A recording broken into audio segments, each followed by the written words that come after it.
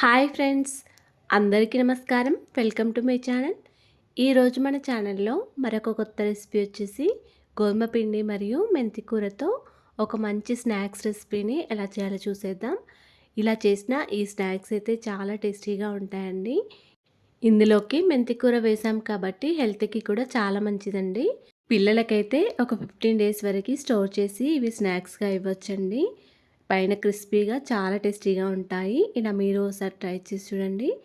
అలాగే ఫ్రెండ్స్, మన ఛానల్లోని వీడియోస్ని ఫస్ట్ టైం చూస్తున్నట్లయితే ప్లీజ్ మా ఛానల్ని సబ్స్క్రైబ్ చేసుకోండి, సపోర్ట్ చేయండి. మరి ఎంతో టేస్టీగా ఉండే ఈ మెంతి కూరతో బిస్కెట్లను ఇప్పుడు ఎలా చేయాలో చూసేద్దాం. ఈ స్నాక్స్ చేయడానికి ముందుగా ఒక కప్పు వరకు మెంతి కూరను తీసుకున్నాను. ఇలా మెంతి కూరను కాడలు లేకుండా ఆకులను మాత్రమే తెంపుకొని పెట్టుకోవాలి. అలాగే సన్నగా తరుక్కొని పెట్టుకోవాలండి. ఇలా సన్నగా తరిగిన తర్వాత ఒక 2-3 సార్లు శుభ్రంగా వాటర్లో కడుక్కోవాలి. ఇలా కడిగిన మెంతికూరనంతా కూడా ఒక గిన్నెలోకి తీసుకొని పెట్టుకోండి. తర్వాత స్టవ్ ఆన్ చేసుకొని ఒక కడాయిలో ఒక 1/2 టేబుల్ స్పూన్ వరకు ఆయిల్ వేసుకొని మనం కడుక్కొని పెట్టుకున్న మెంతికూరను వేసుకోవాలి. మెంతికూరని ఇలా కలుపుకుంటూ దగ్గరగా అయ్యే వరకు ఫ్రై చేసుకోవాలండి. మెంతికూరలోని వాటర్ అంతా ఇంకిపోయి ఇలా దగ్గరగా అయ్యే వరకు కలుపుకుంటూ ఉండాలండి. స్టవ్ని సిమ్లో పెట్టుకుంటూ ఇలా దగ్గరగా అయ్యే వరకు ఫ్రై చేసుకోవాలి. మెంతికూర చక్కగా ఫ్రై అయిన తర్వాత స్టవ్ ఆఫ్ చేసుకోండి. తర్వాత ఒక వెడల్పాటి గిన్నెలోకి ఒక 2 కప్పుల వరకు గోధుమ పిండి, ఒక 3/4 కప్పు వరకు ఉప్మా రవ్వను వేసుకోవాలి. అదేనండి, సూజీ రవ్వను వేసుకోవాలి. ఇప్పుడు దీనిలోకి రుచికి సరిపడా సాల్ట్, ఒక 1/2 టీ స్పూన్ వరకు మిరియాల పొడి, ఒక 1/2 టీ స్పూన్ వరకు జీలకర్ర, మరొక 1/2 టీ స్పూన్ వరకు వాము, ఒక టీ స్పూన్ వరకు నువ్వులను వేసుకోవాలి. ఇలా అన్నీ వేసిన తర్వాత దీనిలోకి మనం ఫ్రై చేసుకొని పెట్టుకున్న మెంతి కూరను కూడా వేసుకోవాలండి. ఇలా మెంతి కూరనంతా వేసిన తర్వాత దీనిలోకి ఒక 2 టీ స్పూన్ల వరకు నెయ్యిని వేసుకోవాలి. మీరు కావాలనుకుంటే ఆయిల్ అయినా వేసుకోవచ్చు. ఇలా నెయ్యిని వేసిన తర్వాత చేతితో పిండినంతా కూడా బాగా కలుపుకోవాలండి. మనం వేసిన మెంతి కూర అంతా కూడా పిండిలో చక్కగా కలిసే విధంగా కలుపుకోవాలి. ఫ్రై చేసిన మెంతి కూర కొంచెం ముద్దగా ఉంది కాబట్టి పిండిలో అంతా కలిసే విధంగా బాగా కలుపుకోవాలండి. పిండి కన్సిస్టెన్సీ అనేది ఈ విధంగా ఉండాలి. మనకి ఇలా ముద్దగా రావాలండి. మీకు ఇలా ముద్దగా రాకుంటే మరి కొంచెం నెయ్యి అయినా వేసుకొని కలుపుకోవచ్చు. ఇప్పుడు దీనిలోకి ఒక 1/2 టీ స్పూన్ వరకు పసుపు కూడా వేసుకొని మళ్ళీ మొత్తం అంతా ఒకసారి కలుపుకోవాలి. ఇప్పుడు మనం వేసుకున్న గోధుమ పిండి మరియు రవ్వలోకి కొన్ని వాటర్ వేసుకుంటూ పిండినంతా కలుపుకోవాలి. ఇలా కొన్ని వాటర్ వేసుకుంటూ కలుపుకోవాలండి.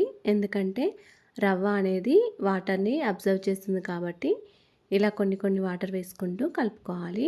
పిండి అనేది మరీ గట్టిగా కూడా ఉండకూడదండి, కొద్దిగా సాఫ్ట్గానే ఉండాలి. ఎందుకంటే రవ్వ వాటర్ని అబ్జర్వ్ చేస్తుంది, మళ్ళీ అది గట్టిగా అయిపోతుంది కాబట్టి కొద్దిగా సాఫ్ట్గానే ఉండాలి. ఇలా పిండినంతా కలుపుకున్న తర్వాత దీనిపైన మళ్ళీ కొద్దిగా నెయ్యిని అప్లై చేసి మళ్ళీ ఒకసారి కలుపుకోవాలి. ఇప్పుడు ఈ పిండిని మూత పెట్టుకొని ఒక 15 నిమిషాల వరకు నానబెట్టుకొని ఉంచుకోండి. పిండి మనకి చక్కగా నానితే మనకి స్నాక్స్ అనేవి చేసేటప్పుడు చాలా ఈజీగా వస్తాయండి. 15 మినిట్స్ తర్వాత మళ్ళీ పిండినంతా కూడా ఒకసారి కలుపుకోవాలి. పిండిలో ఇలా చిన్న ముద్దలుగా చేసుకొని పెట్టుకోవాలండి. చపాతీ పిండి ముద్దల కంటే కొంచెం పెద్దవిగా చేసుకొని పెట్టుకోవాలి. నాకైతే ఇక్కడ 4 వరకు పిండి ముద్దలు అయ్యాయండి. ఇలా ఒక్కొక్క పిండి ముద్దను తీసుకొని మిగతా పిండి ముద్దలు తడి ఆరిపోకుండా మూత పెట్టుకొని పక్కకు పెట్టుకోండి. మనం తీసుకున్న ఈ పిండి ముద్దను పొడిపిండి చల్లుకుంటూ మంచిగా తాల్చుకోవాలండి. మనం నార్మల్గా చేసుకునే చపాతీ కంటే కొంచెం మందంగానే తాల్చుకోవాలండి. ఇలా తాల్చుకున్న తర్వాత దీనిపైకి మళ్ళీ నెయ్యిని అప్లై చేసుకోవాలి. ఇలా కొద్దిగా నెయ్యిని తీసుకొని నెయ్యినంతా కూడా స్ప్రెడ్ చేసుకోవాలి. చపాతీ అంతా కూడా మంచిగా స్ప్రెడ్ చేసుకోవాలండి. తర్వాత దీనిపైన పొడిపిండిని కూడా చల్లుకోవాలి. ఇలా నెయ్యిని పొడిపిండిని చల్లడం వలన మనం చేసిన బిస్కెట్లు క్రిస్పీగా లేయర్లుగా చాలా టేస్టీగా వస్తాయండి. ఇప్పుడు ఇలా ఫోల్డ్ చేసుకోవాలండి. పైనుండి తీసుకొని ఇలా ఫోల్డ్ చేసుకోవాలి. వీడియోలో చూపించిన విధంగా సైడ్లకి కూడా ఇలా ఫోల్డ్ చేసుకోవాలి. ఇలా ఫోల్డ్ చేసిన తర్వాత మళ్ళీ పైనుండి నెయ్యిని కూడా అప్లై చేసుకోవాలి. ఇలా ఫోల్డ్ చేసిన తర్వాత దీనిపైన మళ్ళీ కొద్దిగా పొడిపిండిని చల్లుకుంటూ మళ్ళీ తాల్చుకోవాలి. ఇలా తాల్చిన తర్వాత మళ్ళీ పైనుండి నెయ్యిని అప్లై చేసుకోవాలండి. మళ్ళీ నెయ్యిని అప్లై చేసి మళ్ళీ కొద్దిగా పొడిపిండిని కూడా చల్లుకోవాలి. ఇలా నెయ్యిని మరియు పొడిపిండిని అప్లై చేసిన తర్వాత మళ్ళీ ఫోల్డ్ చేసుకోవాలండి. మళ్ళీ ఫస్ట్ టైం అయితే ఎలా ఫోల్డ్ చేసుకున్నామో అలాగే ఫోల్డ్ చేసుకోవాలి. ఇలా సైడ్లకి కూడా ఫోల్డ్ చేసుకోవాలి. మళ్ళీ కొద్దిగా నెయ్యిని అప్లై చేసి మళ్ళీ పొడి పిండిని జల్లుకుంటూ మళ్ళీ ఫోల్డ్ చేసుకోవాలి.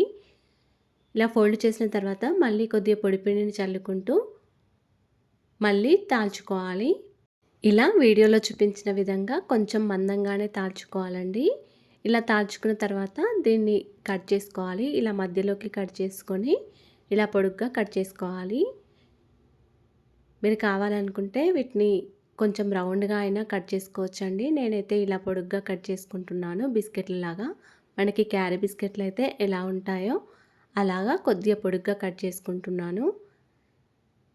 ఇలాగే తాల్చుకున్న పిండినంతా కూడా కట్ చేసుకోవాలి. ఇలా కట్ చేసుకున్న ఈ బిస్కెట్లన్నీ కూడా ఒక ప్లేట్లోకి తీసుకొని పెట్టుకోవాలండి. ఈ బిస్కెట్లు అయితే కొద్దిగా మందంగానే ఉండాలండి. ఎందుకంటే మనకి మందంగానే ఉంటేనే లేయర్లు అనేవి కరెక్ట్గా ఏర్పడతాయి. ఇలా కొంచెం మందంగానే ఉండాలి. ఇలా చేసుకున్న తర్వాత వీటన్నిటిని కూడా ఒక ప్లేట్లోకి వేసుకోవాలి. అలాగే మిగతా పిండిని కూడా ఈ విధంగానే చేసుకోవాలండి. పిండినంతా కూడా ఇలాగే చేసుకున్న తర్వాత అన్నిటినీ ఒకేసారి ప్లేట్లోకి వేసుకోవాలి. ఇవైతే కొద్దిగా మందంగానే ఉండాలండి. ఇలా కొంచెం మందంగా ఉంటే మనకి లేయర్లు అనేవి చక్కగా వస్తాయి. ఇప్పుడు వీటిని ఫ్రై చేసుకోవాలి. ఫ్రై చేసుకోవడానికి ముందుగా స్టవ్ ఆన్ చేసుకొని కడాయిలో డీప్ ఫ్రైకి సరిపడా ఆయిల్ వేసుకోవాలి. ఆయిల్ వేడైన తర్వాత ఆయిల్లో సరిపడా బిస్కెట్లను వేసుకొని ఫ్రై చేసుకోవాలి. స్టవ్ని మీడియం ఫ్లేమ్లో పెట్టుకుంటూ ఇవి ఫ్రై చేసుకోవాలండి. ఇలా స్పూన్తో టర్న్ చేసుకుంటూ అన్నిటినీ చక్కగా ఫ్రై చేసుకోవాలి. ఇందులోకి రవ్వను కూడా వేసాం కాబట్టి ఈ బిస్కెట్లు అనేవి క్రిస్పీగా వస్తాయండి మరియు చాలా టేస్టీగా ఉంటాయి. ఇలా అన్నీ కూడా చక్కగా ఫ్రై అయిన తర్వాత ఇలా స్ట్రైనర్లోకి తీసుకోవాలి. వీటన్నిటిని కూడా ఒక టిష్యూ పేపర్లోకి వేసుకోవాలి. లేకపోతే ఏదైనా ప్లేట్లోకి వేసుకోండి. అలాగే మిగిలి ఉన్న బిస్కెట్లన్నిటినీ కూడా మంచిగా ఫ్రై చేసుకోవాలి. ఇలా చేసిన ఈ బిస్కెట్లు అయితే క్రిస్పీగా చాలా టేస్టీగా వచ్చాయండి. మీరు కూడా ఇలా ఒకసారి ట్రై చేసి చూడండి. పిల్లలకైతే ఈవినింగ్ స్కూల్ నుండి రాగానే ఇలా చేసి పెడితే వాళ్ళు చాలా ఇష్టంగా తింటారు. అలాగే ఫ్రెండ్స్, మా ఛానల్ని ఇంతవరకు సబ్స్క్రైబ్ చేసుకోకపోతే సబ్స్క్రైబ్ చేసుకోండి. వీడియో కనుక నచ్చినట్లయితే ఒక లైక్ చేయండి అండ్ షేర్ చేయండి. ప్లీజ్ మా ఛానల్ని సపోర్ట్ చేయండి. Thanks for watching.